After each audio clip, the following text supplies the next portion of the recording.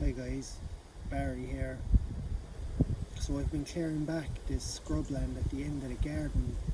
The hedgerow at the back was just kind of just left to its own devices into this patch of maybe 7 or 8 meters, and the hedgerow completely extended in, nothing but briars and scotch grass and brambles and all kinds of weeds and little shrubs and trees, and really kind of grew into the garden. So I've been cutting it back the last few days, trying to compost as much of it as possible. So I've been clearing it out, and it kind of feels like I've bitten off more than I can chew, that I've quite a job in front of me with the amount of weeds that seem to be in the ground, the type of invasive weeds that are there. It's really going to take a lot of work, more so than I had anticipated to start with. Looks like the no-dig method is going to be out for this garden. It's going to be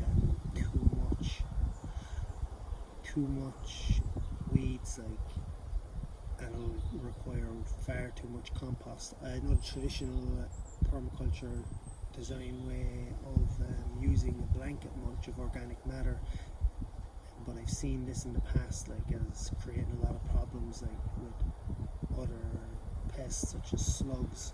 It just kind of creates a habitat for slugs and stuff. Charles Dowding in the UK uses a lot of compost in his no-dig method, but the amount of compost that I'd require here for no-dig garden is just beyond my means at the moment. I'm trying to create as much compost as quick as possible using the 18-day method, but that being said, there's no way I could create that much compost, and buying it in just isn't an option. So just looking at it now, I think I'm going to have to dig it, and maybe I'll replant, maybe I'll bring, instead of going for a garden here, a full garden, I might build a chicken system in here, so house the chickens and the ducks, because there is quite a shady patch as well. Like, the aspect is north to south, so south facing on that way, so it's not too bad. But yeah, it's only the beginning, but feels like there's a lot of work, but I'm definitely up for the task.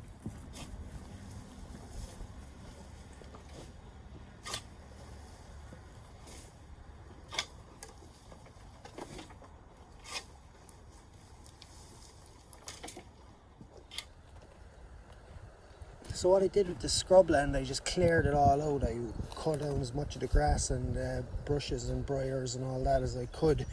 There was a lot of old timber and sticks and old trees that had been cut down and left in the grass, and everything had grown and intertwined with that. So I cut it down, I left it dry out for a few days, and now I'm just raking it out.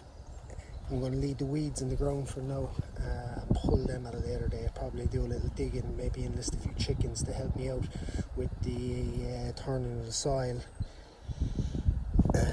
So what I've been doing, I really want to create as much compost, like I say, as possible. So I've been taking this stuff up, and I've been using this still shredder, and what I'm left with after I pass this through the shredder is some nice, fine, easily compostable stuff.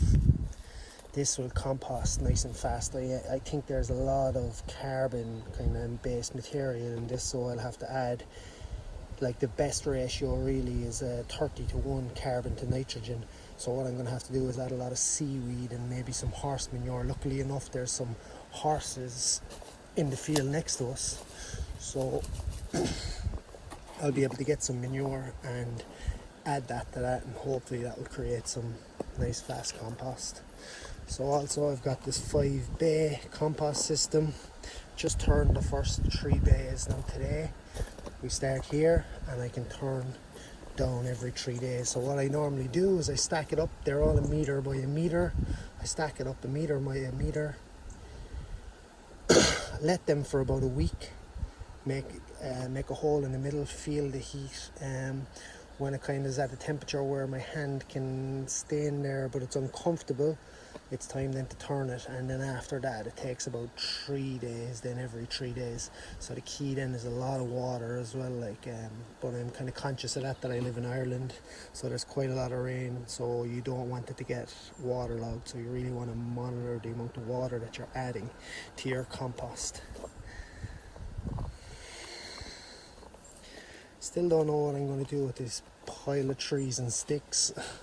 Probably just break them down and keep them for the fire for the winter, and maybe try to pass the other stuff through the chipper.